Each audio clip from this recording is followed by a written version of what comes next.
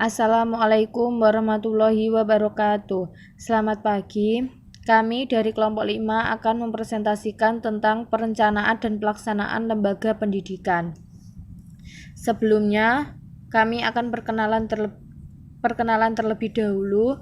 Saya Erica Sulistiawati sebagai moderator, Umi Nurkholidah NIM 109, Janati Nur Oktaviani 112, Ahmad Yusril Amri Nur 128, Anindita Kusuma Wardani 132, Ratih Rodotul Jannah 135.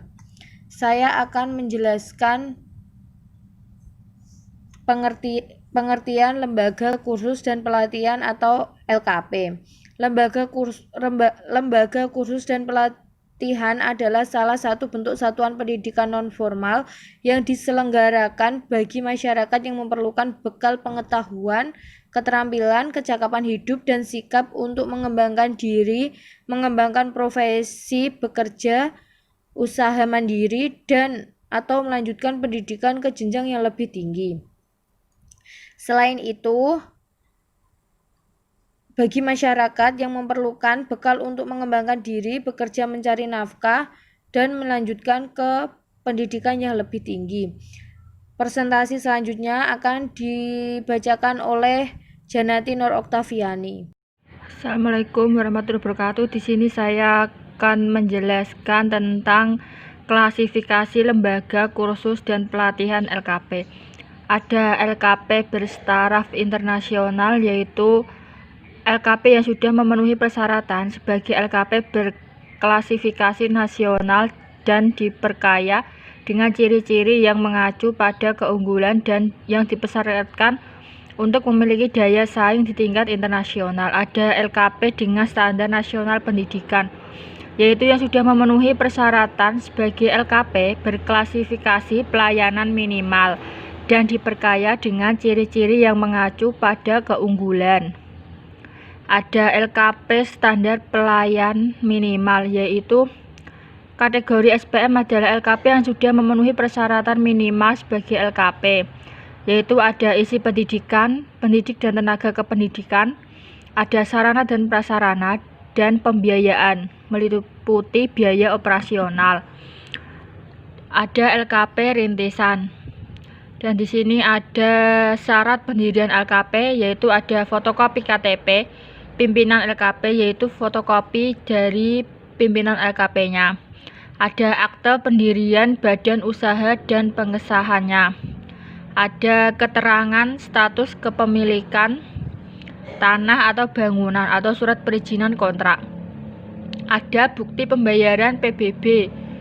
Ada daftar fasilitas kelengkapan belajar, ada data warga belajar, ada rencana pembelajaran, ada rencana pembiayaan untuk menyelenggarakan LKP.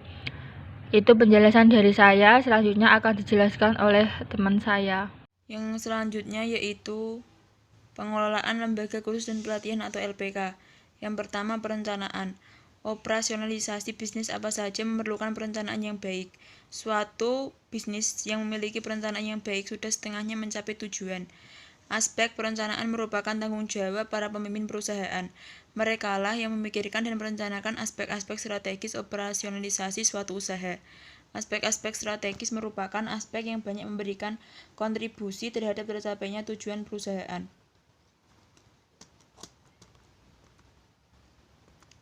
Yang kedua, pengaturan.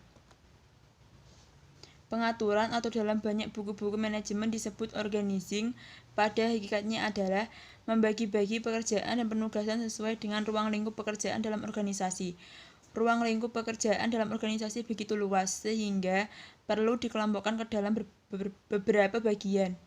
Bagian-bagian dalam organisasi bisnis pendidikan biasanya meliputi sumber daya manusia, PTK, administrasi umum dan keuangan, pemasaran, akademik, logistik, sarana dan prasarana. Bagian-bagian ini dapat berkurang atau bertambah sesuai dengan besar kecilnya organisasi. Organisasi besar sebagai contoh dapat memiliki bagian kerjasama yang menangani kerjasama atau kemitraan dengan pihak-pihak luar organisasi. Pelaksanaan.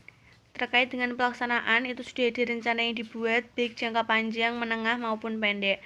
Rencana operasional organisasi yang merupakan rencana tahunan untuk setiap bagian organisasi. Target, indikator, struktur organisasi, dan juga uraian tugas untuk setiap jabatan sudah ditetapkan, tinggal bagaimana melaksanakan tugas. Terima kasih. Selanjutnya yaitu pelaksanaan. Rencana-rencana sudah dibuat, baik jangka panjang, menengah, maupun pendek. Rencana operasional organisasi yang merupakan rencana tahunan untuk setiap bagian organisasi. Target-target sudah ditetapkan. Indikator pencapaian juga sudah ditetapkan, sehingga memudahkan menilai kinerja setiap bagian organisasi. Struktur organisasi sudah ditetapkan, uraian tugas untuk setiap jabatan juga sudah ditetapkan, tinggal bagaimana melaksanakan tugas.